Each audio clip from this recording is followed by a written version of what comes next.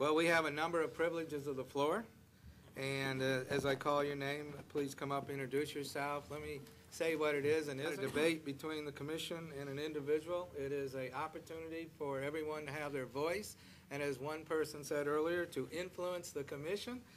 So you have 5 minutes, and we have a number of folks. So we'll start out with Mr. Ricky Plummer. Come on up. Mr. Mayor and Commissioners, thank you for the opportunity to address the commission. My name is Ricky Plummer. I'm a pastor here in the community, and I wanted to state my concerns and ask some questions of our commissioners concerning the off-premise sale of alcohol in our community. Listen, I'm not here today where I may feel alcohol is destructive or not. I'm not here to debate the right or wrong issues of alcohol. I'll save that for another day in another arena or avenue. My concerns are that you as commissioners will say that this is a matter that should be voted on by the people, which you've already stated this morning. You would be right in saying that, but here's the question for you to consider. Was it the people that brought this idea to your conception? My understanding is that a special interest group and one commissioner has brought this to the commission and not the people bringing it to you. You say that you're here for the constituents, but I understand that it's not the people who's brought this to you as an issue. It's a special interest group that's brought this to you. Now, you think that the people should vote.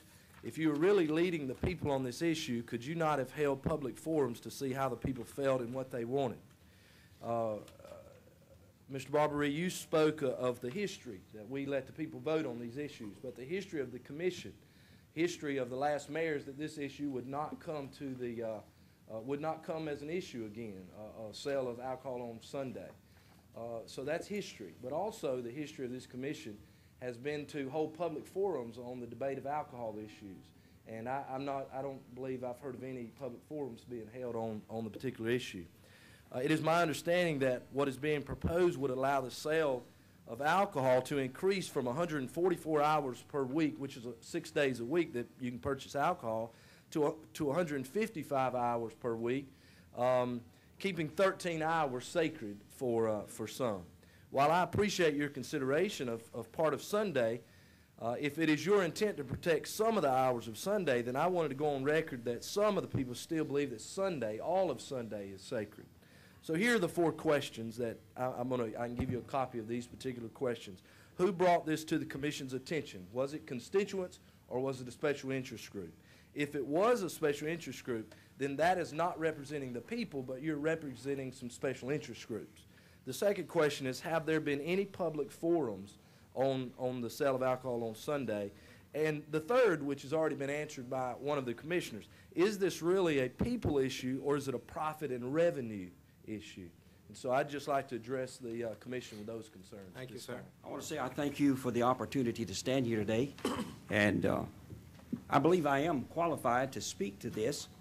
Number one, I grew up in the home of a severe alcoholic, and you may gather in my speech that I dislike alcohol as a beverage, and I do, but I do not do that out of ignorance. Now, I would say to the mayor and the commissioners, don't be like a group of people I have known. Don't turn me off and say, don't confuse me with the facts. My mind's made up. I want you to have an open mind. You do have some authority in this area, and I want you to hear me out. I've been going to the Haven for 33 years, not seen any of you out there. I don't know when you've ever visited out there. That's the product of alcohol. We almost give a standing ovation to the tobacco issue, but let me tell you something. I agree with that, and I'm on that. We make tobacco take responsibility for their product. We give alcohol a ride. We don't stand in the gap. Last year, now listen to me, last year, 10,400 people were killed on the highway by drunk drivers.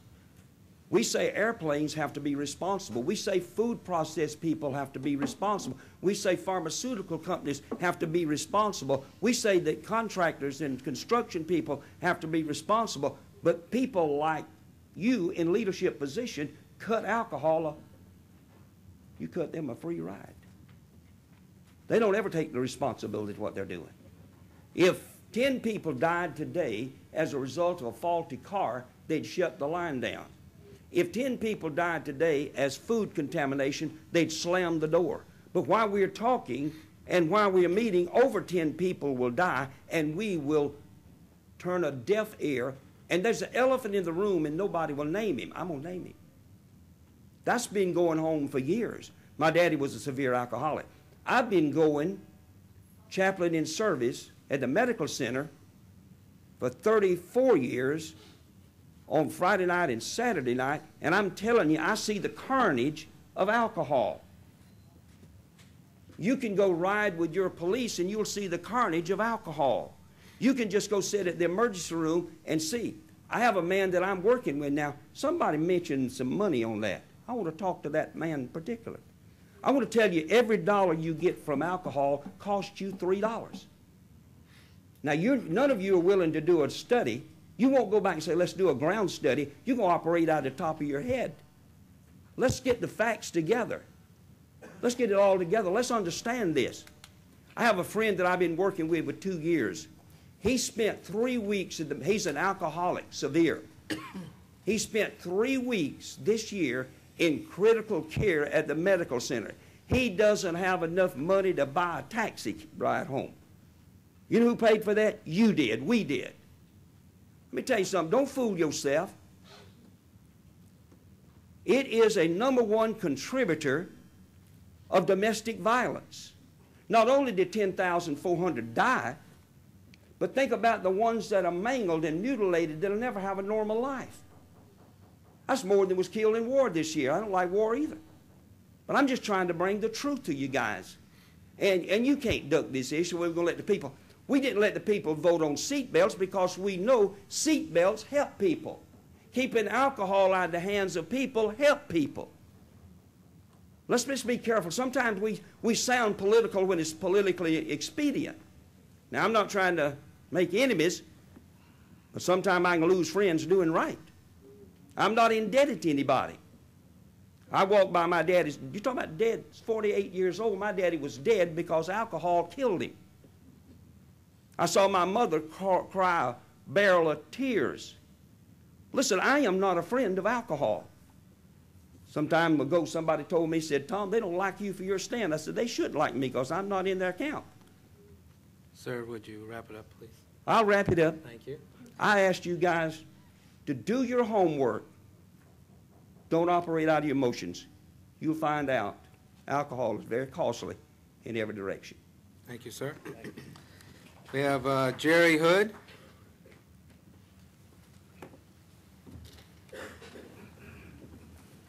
I'm Pastor Jerry Hood, pastor of Mount Eden Baptist Church. I too want to speak concerning the issue of alcohol. I pulled up some statistics this morning, did a little background study on alcohol. 1 million DUIs are written each year. 1 million. A third of those are second offenses. 278 died in Alabama because of alcohol was in the accident. In 2010, 104 million were arrested. 131 children in Alabama died in alcohol-related accidents. What if it was your child? How would you feel about alcohol then? You know, we need to get down to family and community. And I think Dothan is a clean and wonderful place to live, and I love it. I've been here 5 years, going on 6. I love Dothan, but I despise alcohol because I have seen what it does to my families. I have sat and counseled husband and wife who are at each other's throat because alcohol's involved. I've tried to minister to the mother that was protecting her children in the corner while her husband has torn the house apart because he's drunk and crazy out of his head. I despise alcohol. If I could, I would just, there wouldn't be any more made, period. I would, you first you play with it and then it plays with you. 31%. Now this, if this were the only statistic, gentlemen, that you were to consider, this ought to change your heart. If you're for it, this ought to turn you against it. 31% of all fatal alcohol-related collisions occur on weekends. 31%. That ought to say something about what's going to happen on Sunday night when you open the doors and let anybody drink that wants to drink. It's going to kill people. people are going to die. My brother Tom talked about liver disease. The number of alcohol liver disease deaths was 15,990. The number of alcohol-induced deaths, including accidents and homicides, and I believe this is American-wide, 25,692. I don't think we can afford to support alcohol.